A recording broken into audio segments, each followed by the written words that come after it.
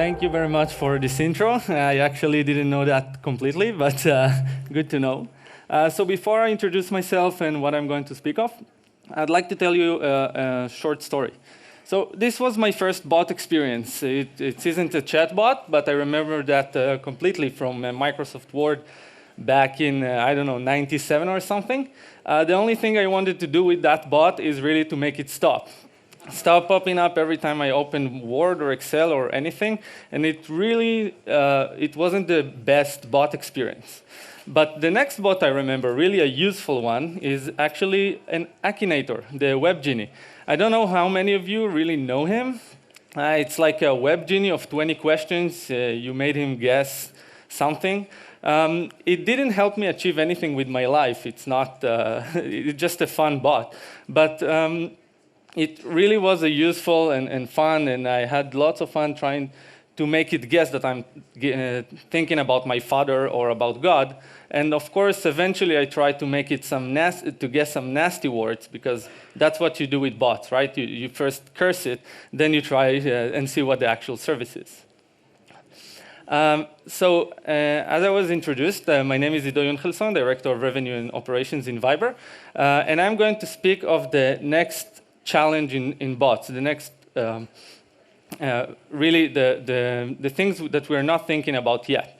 So over the last 5+ years, I've been in messaging, in Viber actually. I've had the pleasure of seeing the messaging becoming from a simple tool really to the primary mean of communication between family and friends. We see that all the time. And now we see the next paradigm shift, where messaging is not only for your friends and family, but it's also allowing you to perform actions and plan your life, buy goods, and all of these through simple bubbles of text. So bots, is that the buzzword of 2016? According to Google search, Google Trends actually, and I'm not from Google, we have someone that will speak later, but it seems that bots or chatbots is not that of a new buzzword, so I don't think that the average Joe really know what chatbots are, as I will show later. So why are we all here in beautiful Vienna? Thanks Oratio for inviting me and everyone else, by the way. So there are two reasons why we are here. There is this famous graph. I'm sure I'm not the only one that is going to show it today in one of the presentations. So there are more users on the four biggest messaging apps rather than the traditional social networks. And if the audience is there, of course, businesses will try and take advantage of that. Second reason is we are on a tipping point of everything related to AI, natural language processing, and data science, and every magical word that I don't really understand, because the person that really tries to explain them to me is our data scientist, and he's kind of a bot, so hard to understand. So should you build a bot if you're here? Then probably the answer is yes. And this is the main discussion we're seeing today in online, in events, really the basic fundamental questions of every new platform. Is bot right for you? Are bots going to replace apps in the near future? And I think that the reason you're here is because you already decided to build a bot. So I won't stall on these fundamental questions. They are important, but I will focus on the next challenges, the challenges that we will speak of tomorrow, and after you launch your first bot, after the first hotfix because you failed to find something. And which the four challenges are reach, branding, monetization, and trust. I will start with the first one, the reach. If you build a bot, it has the most advanced NLP, uses Watson, and really do everything you wanted it to do, no bugs, no nothing. But if a bot falls in the forest with no one to speak to, does it really make a sound? If it was a tree, then probably we could start a philosophical discussions, but with bots, it really defeats the purpose. So getting people to talk to our bot is really the one main challenge we have, the first one. And of course, we can always go back to basic, launch a simple advertising marketing campaign with a click-through URL and send users to talk to our bot. But we know that it doesn't really work the best way. We know it from the app world. We know it from the desktop websites. Getting the users into the door doesn't necessarily mean good retention or good engagement or that the user will come back again. So unless you have a lot of money in your pockets, which your investors wouldn't be happy about it, but no one can go and really blast the bot with millions of users. So how do we get reach? How do we get audience to talk to our bot? There are really three things you can do about it. The first one is virality. And it's the holy grail, right? Everyone wants to achieve virality since the Web 2.0 was introduced to the world. And in bots, there are two ways to do it. The first thing is making it shareable. No matter what you do, if you're a serious bot, a joke bot, I don't know, task or calendar, make one thing that is shareable, that maybe user can send a funny meme to his friends or send an invitation, but something to pass it forward. It doesn't need to be the most complex thing, just one simple thing. The next virality factor, and really it's the most beneficial one, is groups. If you manage to make your bot worthy of groups, and as Amir said before, if you add it to a channel with a lot of registered users, with a lot of users, it's really a great virality multiplier. Instead of 1 user, you're getting 10, and each of these 10 can add you to their next group. I know that not all platforms support groups today, and eventually, as with any means of communication, there will be a standardization, and everyone will support groups eventually. So take that into consideration. Sorry. The second factor of reach is really the social presence and experience. We in Viber believe that if a user chose to follow you, chose to enjoy and digest your one-to-many communication, your post or your tweet or however you call it, you should also be able to communicate with that user. The one-to-one and the one-to-many are bound together. And building a social presence and making users following you on any platform is actually very, very important in order to be able to interact with the user in one-on-one. So the two experiences are not separated. They should be considered together. And the last solution is actually somewhat of a market failure at that point. And I'll tell you a little bit of story. I had a vacation in New York a couple of weeks ago, and I wanted to find a bot to ask where to go, what to eat, what to do. And as I was searching for a bot, I really discovered that there is no good discovery for bots. I tried Google, I tried to search on Facebook, but I couldn't find a bot or any chat service that can give me good recommendation for chatbots for New York. So the platforms, of course, and we see that the recommendation on Facebook Messenger, and we see Kik and also Slack's the bot directory or the bot store, and it's really great first step, but it's not enough. There is a joint opportunity here, also for bot developers. If you could build the bot of bots, one bot to recommend other bots, it's really a step in making this industry affiliation. Okay, affiliation between bots is something that I think we'll see in the next future. I cannot complete this action because your bot happen to find it from time to time. So I would recommend my friend, other bot, to complete this action. So in the next future, reach is going to be somewhat of a challenge, and we have a couple of options to solve it. The next challenge is branding. And I know that you guys are more into code and tech and the AI and everything, but sooner or later you'll have a CMO or a brand guardian coming to you and say, let's make it branded. So how do you brand your bot? It's simply a text within a bubble. And going back to what Christoph said, like about IBM Watson and the way that car manufacturers are really planning the language of the car navigation, language is a very important factor in branding. And there is really many ways to say a simple greeting. Whether you're a funny bot, you're a serious one, you're a very formal one. When you design your bot, make sure you teach it not only what to say, but also how to say it. Maybe use GIFs, maybe use funny pictures. Do you use emoji?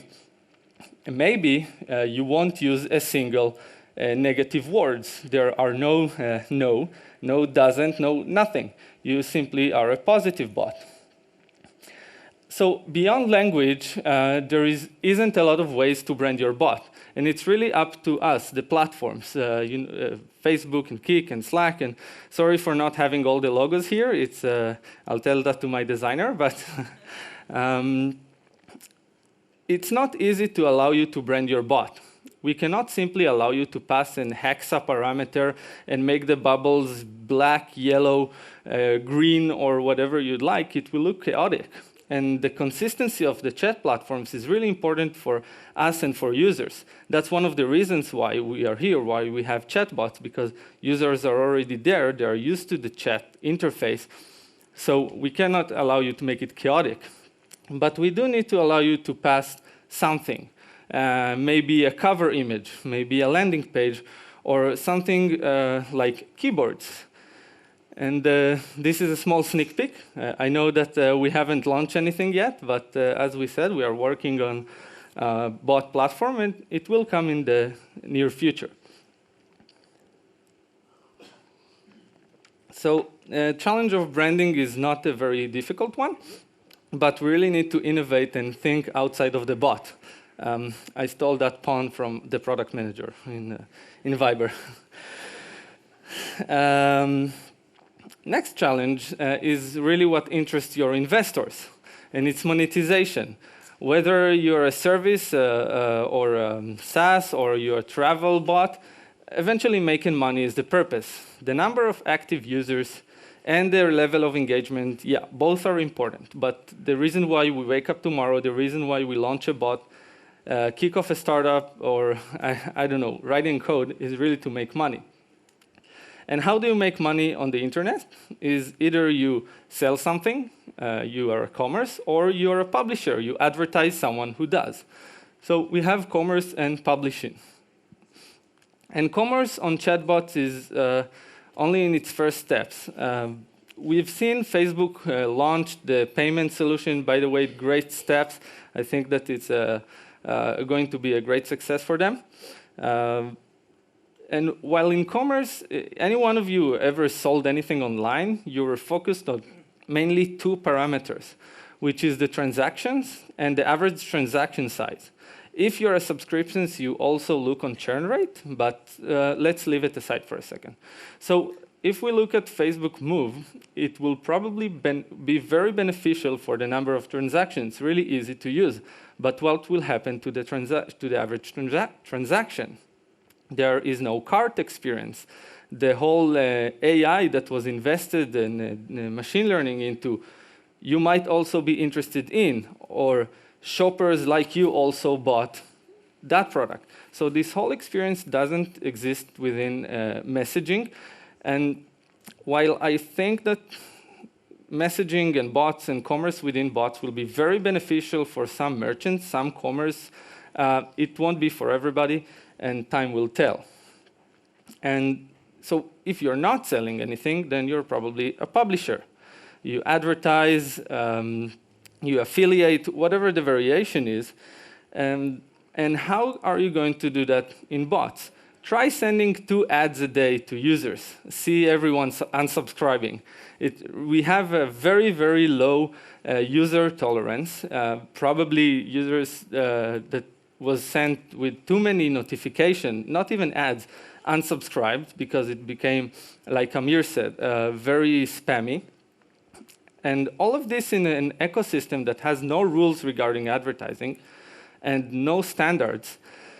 And if we look back to the early days of apps, where companies tried to figure it out how to combine both cookies and the advertising ID or IDFA.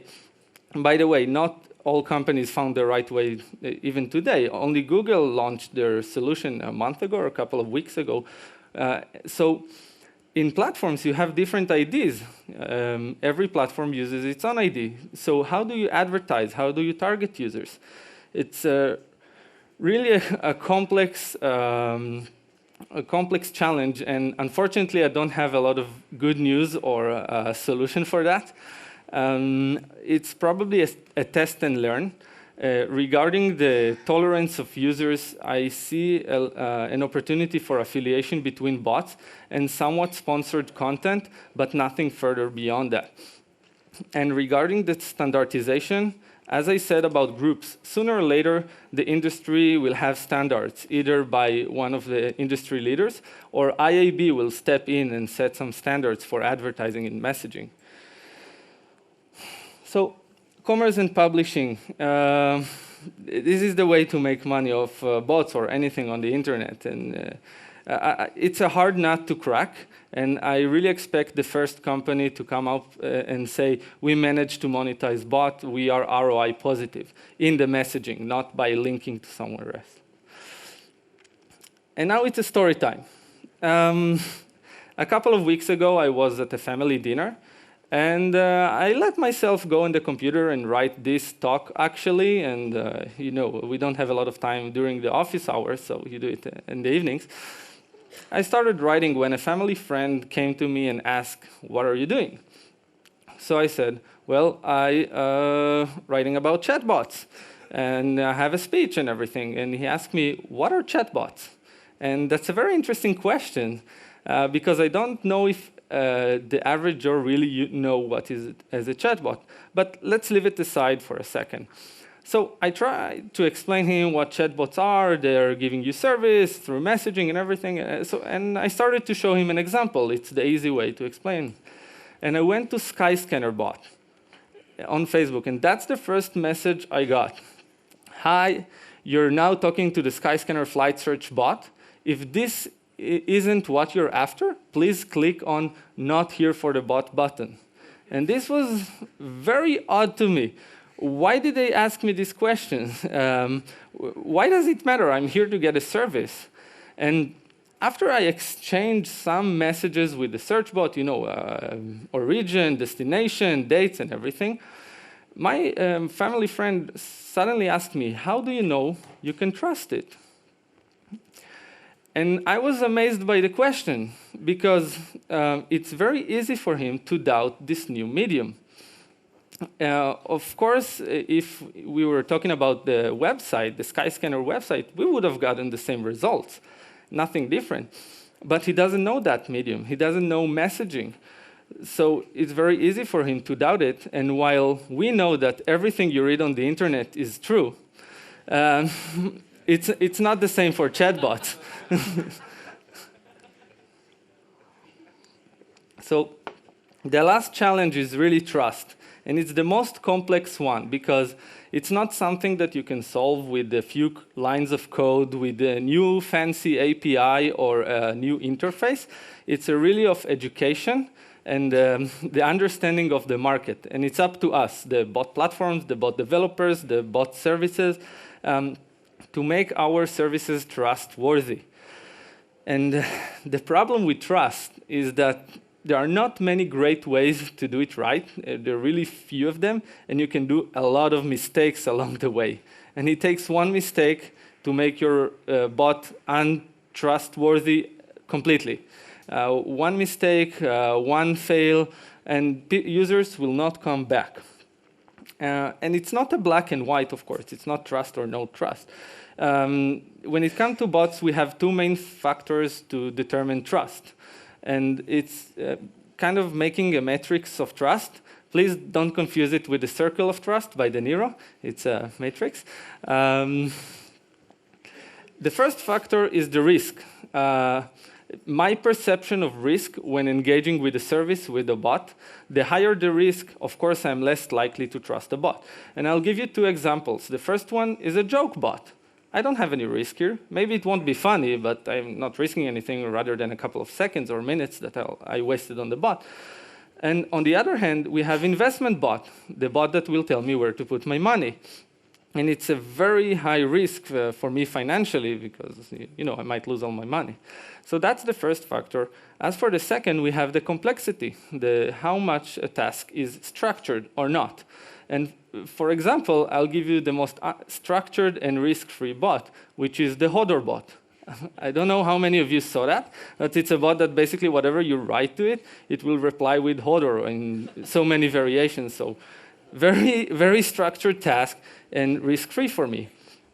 On the other hand, imagine that I go to the future and bring back 200 years from now, bring back the most advanced machine learning, AI, NLP, everything, and I create a psychological bot, give you a personal advice and counsel you with whatever your problems are.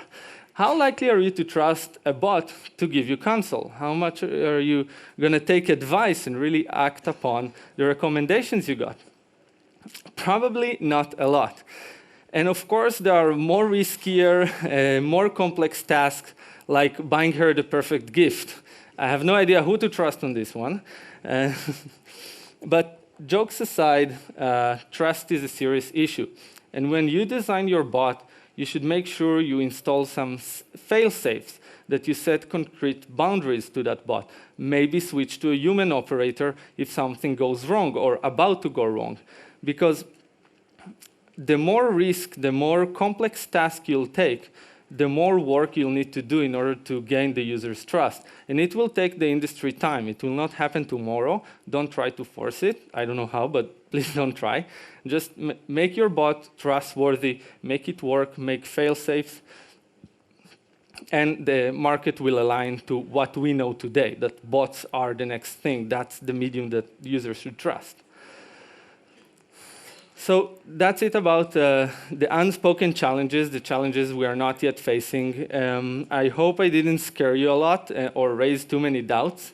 I think that the four challenges we saw are really the challenges of every business, not bots, but for us, the business is bot.